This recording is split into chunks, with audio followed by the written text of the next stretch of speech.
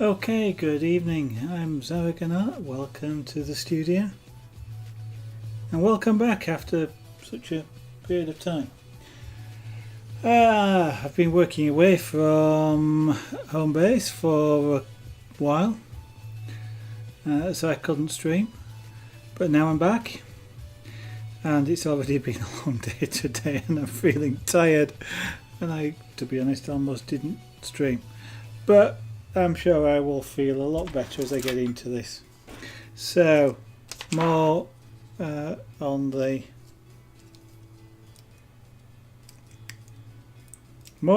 this truck is what I'm trying to say. So we'll make a start and carry on. So fifth wheel mounting is the next part, together with its push rod and the other things. You said wondering what the other things are. Oh dear, it's been a while. Okay, so yeah, that. Right, okay. Yeah, fifth wheel mounting. So what I'm going to do is to put the base plate on there, which is the standard base plate. This, if you recall from the previous stream a little while ago, is the well, it's not an aftermarket kit because it's a manufacturer's part, but this is to allow remote control of the fifth wheel unlocking. Otherwise it's a manual operation. It also controls lowering the legs on whatever the trailer is. So we need some mechanical parts from here. We've built this up using the accessory kit. Now we're going to put this metal plate on the end, together with the rod that holds it in place and the circlip. So we've got to find those bits. This is part ME12. So M, he says, trying to remember. ME is probably bag E, metal E. And that one's F, which suggests that this one is E. Hey, that's a good guess, isn't it? And yes, I can see some of the metal parts in there. So let's open these up.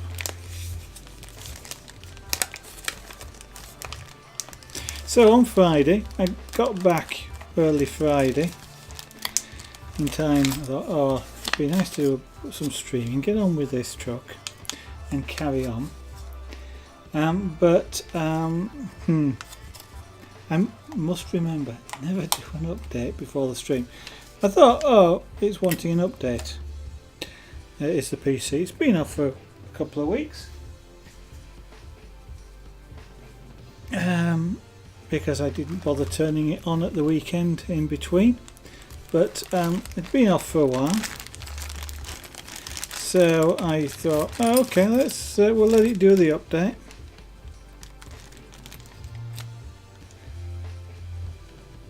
And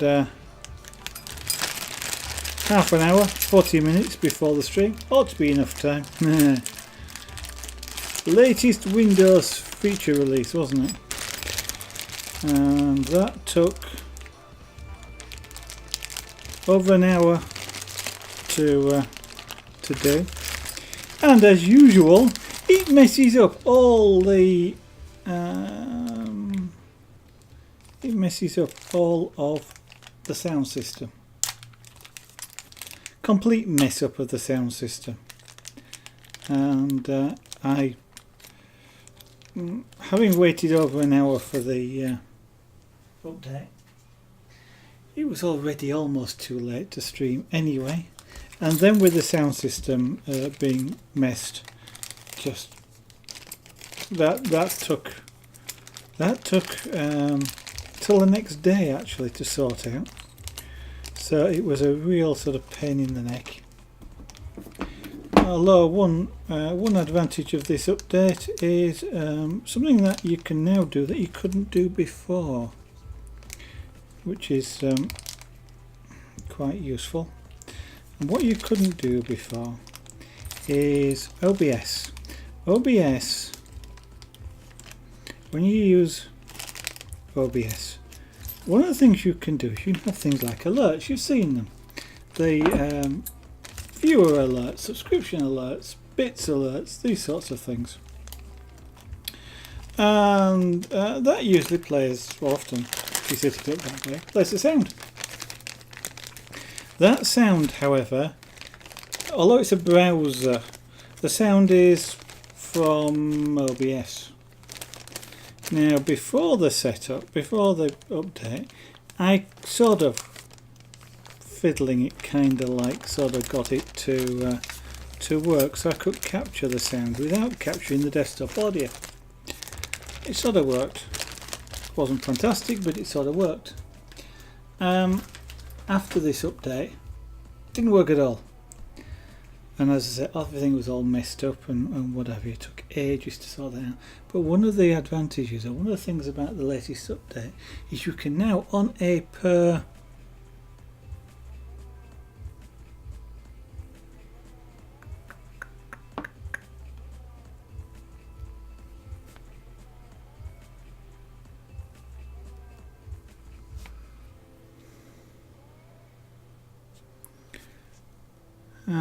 sorry, I'm just looking at these. These I got these out of the bag, but they're labelled MD. And I don't think they're in bag D. No, they're not. Yeah, on a per application basis, you can redirect the sound now. So because I have multiple audio cables, virtual audio cables, I'm now able to capture the sound out of OBS directly, so the pings and the noise and what have you, I can capture completely independent of the desktop. So if sort of, I don't know, email pings, you don't hear it on the stream anymore, not unless the microphone picks it up, but you don't hear it on the stream anymore because I'm not capturing the desktop audio. So you'll be able to capture just a game, for example, without anything else. So I can separate out the music from the pings, from the desktop, from the alerts and these sorts of things, which makes it nice for doing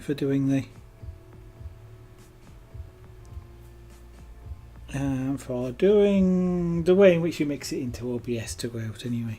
Right, so I want a circlip. Well, I keep calling them, yeah, they are circlips. C-clip. And where are the C-clips? The C-clips are in bag B, which it says is that one. Is it this one? Well, it's an empty bag, so it's not that. You know what, because I've been away for so long, now I have absolutely no idea where anything is.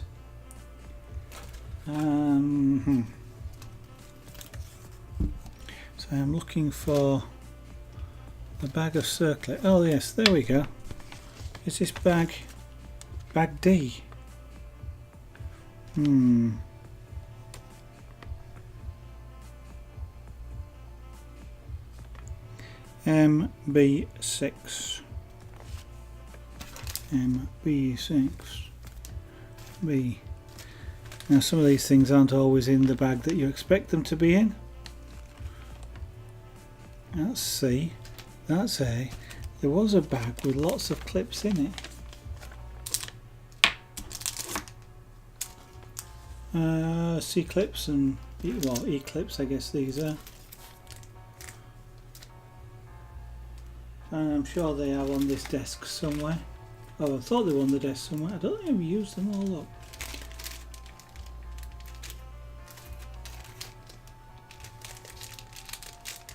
They're all nuts and bolts. I don't think there's only one left. Doesn't seem right. It's kind of looking like that, but it doesn't seem right. Well, okay, if that's what it is, that's what it is. Good. Well, a good tip for these: do not leave it until leave it for 2 weeks before you start doing things again. You forget what was where and things like that. Quite why they're in there, I'm not sure. All right. Okay. So that goes onto the bottom of here, and again we're going to get the right way around, which is that way. So I want this goes on there, but goes, this spring holds this in the right place, so it's got to go in there like that. So the spring presses against the body, so it goes between the side of the fifth wheel and this metal frame here.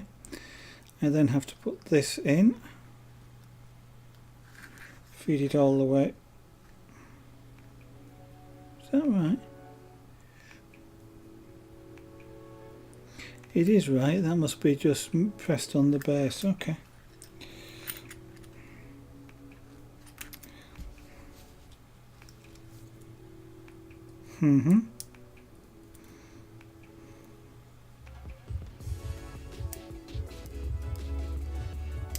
There we go. And then I can put this little E-clip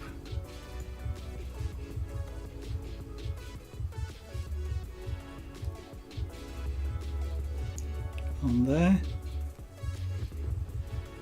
and make an attempt. I did say an attempt to get it to clip into place, which when you're using pliers which happen to be magnetic can be a little bit of a pain.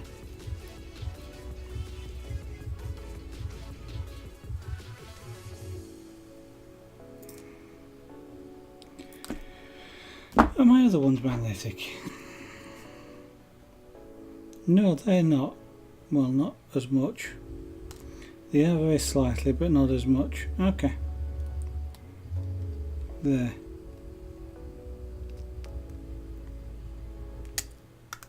Can you tell this is going to be frustrating?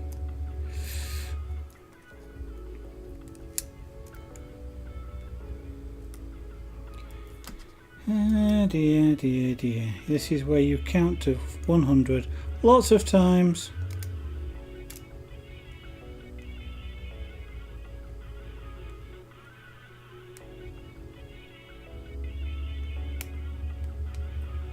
There we go. Right, so that's where that's the tilt, and then we've got a spring here which will hold this in the right place. So we've got that in place. What I'll need to do is make up this push rod here with two of these things on the end of it. Now then, cutters, there they are, side cutters. Cut that off there, that off there, and then we'll pick up the stuff that fell on the floor. It's down here somewhere.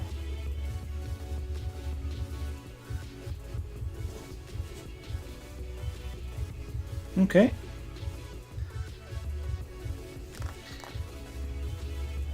Right, you are down here somewhere. I know you are. Oh, there you are. Really rather amazing how far they go when you drop something that's just halfway to the back of the wall over there. Right.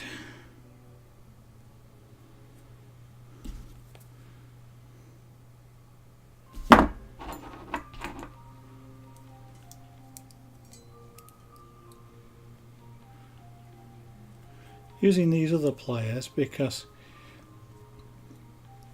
the other ones that you saw me just put down are they're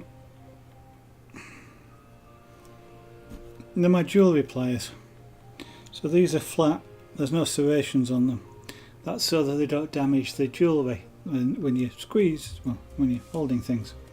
If I start grasping too hard on things like this, I might cause them a little bit of damage.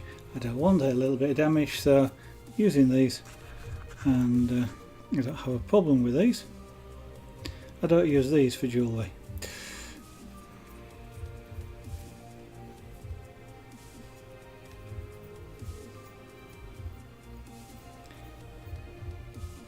Now these things are usually to scale, so I'm going to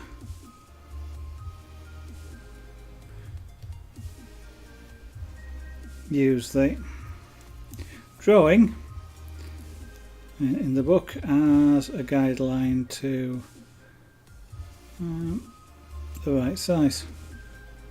I could get the micrometer out. I'm not going to bother. That's close enough. I can always use endpoint adjustment if I need to when I set up the servo. Now that goes on there like that, and that will then be driven by the servo, which is sort of just sat in place on the frame, which we will get to shortly. Now what I need to do is get this mounting frame out here, which is Q3. I believe I've got Q out. He says, have I got Q out? That's E, and that isn't. That's C. So obviously now I don't have Q. That's the battery case. We'll come back to that later. So what I'm going to do now is go digging. This is Q because I recognise it. Indeed Q. And this is part 2. Q. That's part 2. That's part. Oh, that's part 2 that I've cut off. This is part 3. Good. I thought I was getting it wrong then. So separate that. That.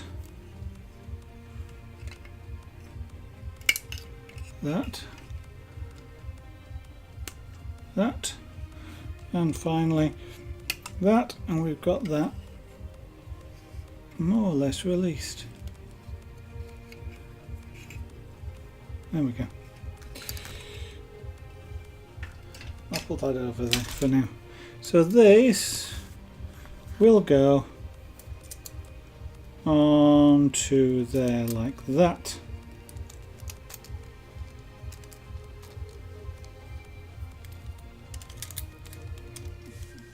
That will sort of sit somewhere in there. We'll have to get the screws out and make sure that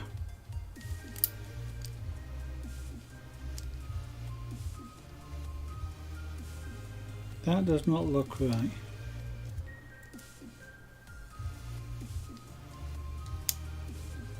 That does. Interestingly, it doesn't actually show you the right way to.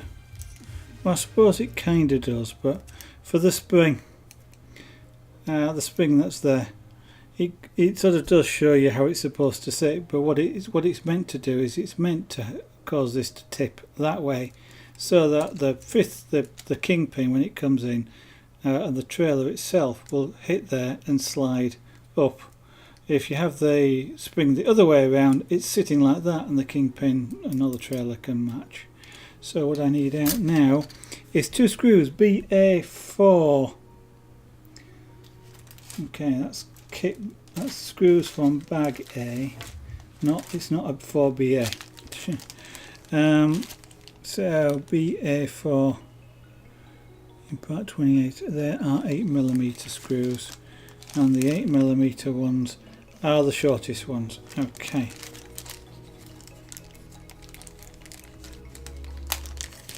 So you don't really get a lot of instructions with the add-on kit as such, as to just exactly what to do. You kind of just got to work your way through it and look at what you're replacing.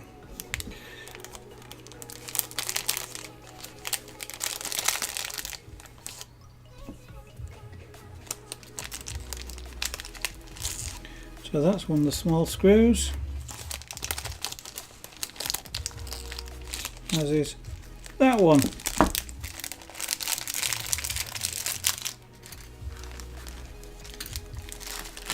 And I'm going to need my screwdriver, which is here, but I'm going to need